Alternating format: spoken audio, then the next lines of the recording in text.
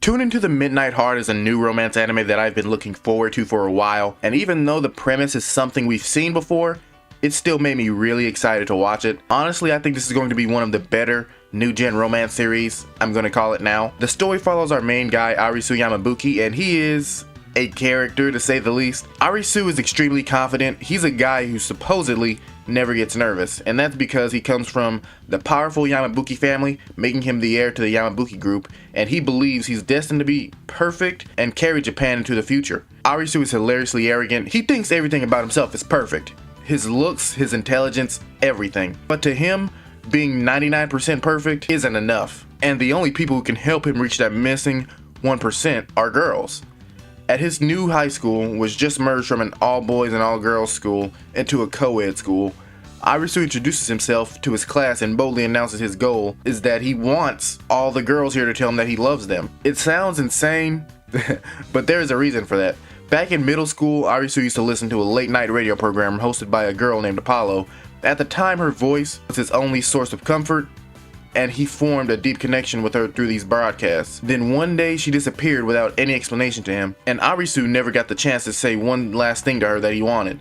The only clue that he has is her voice and the memory that she once mentioned wanting to attend an all-girls school with an ocean view. Using very precise calculations, and it's pretty stalkers by the way, Arisu predicted which school she would attend and transfers there, knowing it will soon become co-ed. One day he heard a familiar voice over the school intercom. He was convinced this was Apollo, so he rushed to the broadcasting club room. But instead of one girl, he finds 4 of them. And the problem is, each of them has something about her voice or personality that reminds him of Apollo.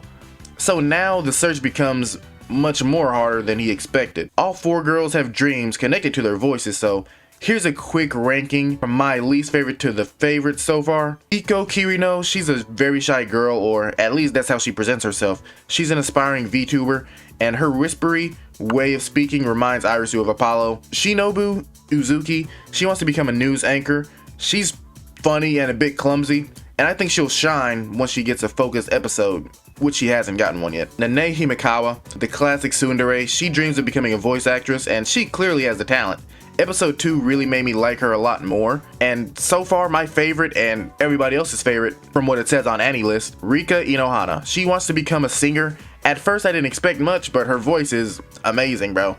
The twist is that Apollo could do all of these things, sing, act, host, and perform, which makes it even harder for Arisu to identify who she really is. Arisu eventually joins the broadcasting club, not just to find Apollo, but because he genuinely wants to help these girls succeed. He promised Apollo that he would make her dream come true, and now he's doing that for all 4 of them, since he doesn't know who it is. He gives each of the girls in his group a clear goal. Rika is pushed to perform on the streets and sell CDs. Iko is encouraged to audition for a VTuber agency, and Nene is told to practice large amounts of voice lines, and Shinobu is guided through anchor training. So despite his awful social skills, Arisu truly cares about their growth. Overall, after the first 2 episodes, I think that this is a very solid series. Is it something groundbreaking? I don't think so, but it's something enjoyable nonetheless. So the first 2 episodes, we got moments with Rika and Nene. With Rika, she got pretty pissed at Arisu because he told her to go out and sell CDs and perform on the street, but she asked him, like, does he know how it feels to go out there and perform?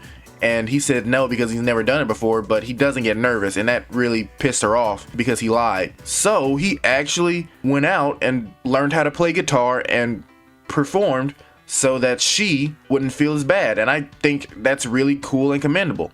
And with Nene, she wanted to audition for a voice acting role, but she didn't have any experience with love, so he was her pretend boyfriend for 3 weeks, and he rehearsed every line that was in her favorite manga. So that's a lot of time and dedication. So he does really care about these girls, like I said before. But yeah, every small moment keeps reminding him of Apollo, and we know for sure that it's one of these 4 girls. They just haven't reached that conclusion yet, and I can see it going on for a while. If you've seen this series, let me know what you think in the comments, and I'll see you guys next time.